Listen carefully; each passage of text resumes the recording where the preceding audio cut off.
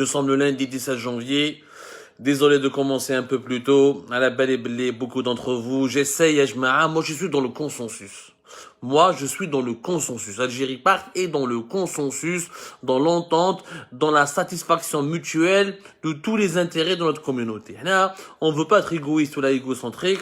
On essaie de commencer des fois de temps en temps un peu plus tôt pour permettre à nos lecteurs et lectrices les couches tôt, يعني لازم يرقدوا بكري parce que خدامين غدوة إن شاء الله يشوفوا les émissions تاعنا et les décryptages تاعنا et les révélations تاعنا en toute tranquillité. والاخرين يا جماعة اللي ما يقدروش يشوفونا بكري يقدروا يشوفونا من بعد plus tard en soirée. ازول فلاك encore une fois وتبعونا heureusement que sur les supports d'Algérie Part, il y a le Algérie Part Plus, le site toujours alimenté, YouTube, notre chaîne YouTube, où les émissions, vous pouvez retrouver l'ensemble des émissions, plusieurs extraits de nos émissions. Voilà, sur notre page Facebook, très populaire, merci beaucoup. Vous êtes très nombreux, plus de 720 000 abonnés. C'est vraiment, ça nous fait vraiment chaud au cœur. Je voulais continuer l'émission pour vous expliquer encore les dessous de la gestion économique de notre pays. L'Algérie, malheureusement, elle vit depuis le début de l'année 2022, elle vit un véritable cauchemar sur le plan socio-économique. Le cauchemar qui avait déjà commencé en 2021 et qui avait déjà en fait commencé même en 2020. Le cauchemar de la cherté de la vie, des inflations, des pénuries des produits alimentaires, de la précarité, de la misère sociale, sauf que le cauchemar l'est depuis 2022 et c'est encore aggravé parce que au quotidien les Algériens هما صبوش الحليب هما صبوش الزيت هم بطاطا des fois تغلط عاود تطلع ها des fois c'est tomates ها des fois donc chaque jour il y a un produit alimentaire ou un fruit ou un légume ou ou de l'huile ou du lait. À chaque fois il y a un produit de large consommation, des fois même c'est de l'eau comme on l'a vécu avec la crise de pénurie de l'eau potable en été 2021. En tout cas, chaque jour, elle a son lot chaque journée apporte son lot de crise aux citoyennes et aux citoyens en Algérie. حبيت نفهمكم يا جماعة كما فهمناكم البارح chiffre à l'appui. عاودوا شوفوا l'émission تاع البارح اللي درناها. Je rappelle que nous sommes aujourd'hui le lundi 17 janvier 2022. البارح le dimanche 16 janvier 2022. Nous avions expliqué au cours de notre émission nous avons expliqué au cours de notre émission, c'est la politique, les principales mesures et la feuille de route qui a été tracée par le régime algérien depuis 2021, c'est elle qui est à l'origine des pénuries des produits alimentaires et c'est elle qui est à l'origine des ruptures de stock, de la cherté, de l'explosion des prix ou là de la poussée inflationniste qui martyrise nos concitoyens. اليوم باش نفهموكم davantage هذه la feuille de route. لازم تعرفوا يا جماعة باللي début de l'année 2021, le gouvernement algérien donne une feuille de route. واش يقول la feuille de route تاعو؟ كما فهمتكم البارح encore une fois, بإعادة إفادة, le régime algérien a une seule priorité. Ce n'est pas le développement du pays, ce n'est pas son équilibre socio-économique, c'est pas la stabilité de la monnaie, c'est pas la prospérité de sa population, ni son bien-être, ni son confort.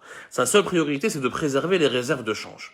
عنده هذيك الشحيحة تاعو يعني هذيك لا تيغليغ تاعو اللي فيها une trentaine de milliards de dollars. Il veut préserver ces trentaine de milliards de dollars jusqu'à يعني la fin du mandat jusqu'à 2024. Vraiment, leur objectif est d'empêcher que au début, c'était en 2019, 2020, 46, 47, 44 milliards de dollars, début 2021. Leur objectif, c'est que les réserves de change ne fondent pas comme neige au soleil d'ici 2023 ou là d'ici 2024. Alors que si le régime algérien avait maintenu le fonctionnement normal du pays, les réserves de change devaient fondre à partir de cette année 2022. Comment ils peuvent, ou sur l'objectif L'objectif c'est sur le plan monétaire, sur le plan économique, à l'échelle mondiale, un pays est obligé de s'endetter et déclarer déficitaire, ou là il est déclaré dans une situation financière hyper grave à partir du moment où il n'a pas de quoi, il n'a pas de réserve de devises, il n'a pas de quoi. Comme réserve, ça peut être de l'or, mais c'est surtout des devises parce que l'or n'est plus considéré aujourd'hui comme étant une matière, comme étant un facteur important pour avoir des réserves. Dans l'économie mondiale, depuis pratiquement plusieurs décennies, on a détaché l'or de la valeur de la monnaie. En ce moment, les valeurs des monnaies ne sont pas liées intrinsèquement à la valeur de l'or. Et vous avez des pays qui ont des stocks d'or intéressants. mais qui vivent des crises financières et des faillites généralisées. Le cas du Liban. Le Liban, c'est parmi les pays arabes qui ont des stocks d'or très intéressants et très importants, mais l'or libanais n'a pas permis au Liban de conserver son équilibre financier ou sa stabilité financière et d'éviter la crise financière. Pour la simple raison que l'or, tu peux avoir 5, 6 ou 7 milliards de dollars de stock d'or. Ce n'est pas suffisant pour des pays qui ont besoin d'une cinquantaine ou d'une soixantaine de milliards de dollars ou d'euros pour pouvoir répondre à leurs besoins élémentaires au quotidien. En Algérie, le critère, en Algérie, à l'échelle mondiale, on considère qu'un État est encore solvable s'il a de quoi tenir pendant 11 mois, en cas de crise, en cas d'urgence, s'il a de quoi tenir pendant 11 mois, s'il a la capacité financière de couvrir ses besoins à l'importation pendant 11 mois, c'est un État qui est encore solide et qui est encore solvable. 11 mois, imaginons en cas de crise, qui est la pandémie de la Covid-19, en cas de guerre, au cas de blackout, au cas de embargo, au cas de tension sécuritaire, au cas de tension de foyer, de tension géopolitique au niveau des frontières de ce pays. Si ce pays a la capacité d'importer ou là de financer les besoins en médicaments, en aliments, en nourriture, en sécurité pendant 11 mois, pratiquement une année, les spécialistes, les experts, notamment du FMI, de la Banque mondiale, ils disent que ce pays tient encore. C'est un pays qui est encore debout.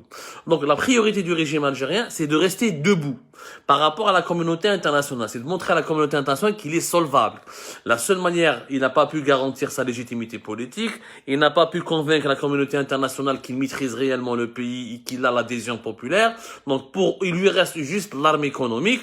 Il veut juste prouver au monde entier qu'il a encore la capacité de tenir debout en assurant une solvabilité d'une période de 11 mois. سمحوا لي يا جماعه les traces du Covid اللي دار فينا يا جماعه والله غير هبلنا الكوفيد هذا مع اوميكرون. Donc il veut démontrer à la communauté internationale qu'il a la capacité d'assurer 11 mois d'importation de produits de première nécessité, 11 mois où il peut tenir le pays sans aucun risque d'effondrement grâce aux réserves de change. Pour que les réserves de change ne s'effondrent pas, et qu'est-ce que le régime algérien, il était obligé de réduire les importations. Parce que le mouche qui est à le régime algérien, c'est les importations. C'est-à-dire que nous importons énormément. Il y a quelques années, en 2013, 2014, 2012, on importait plus de les importations. Je parle des importations. Si j'ai dit les exportations, c'est les importations, un lapsus. En 2012-2013 jusqu'à 2014, l'Algérie a importé au-delà de 60 milliards de dollars. Donc, le régime algérien, pour que les réserves de change, il doit diminuer les importations.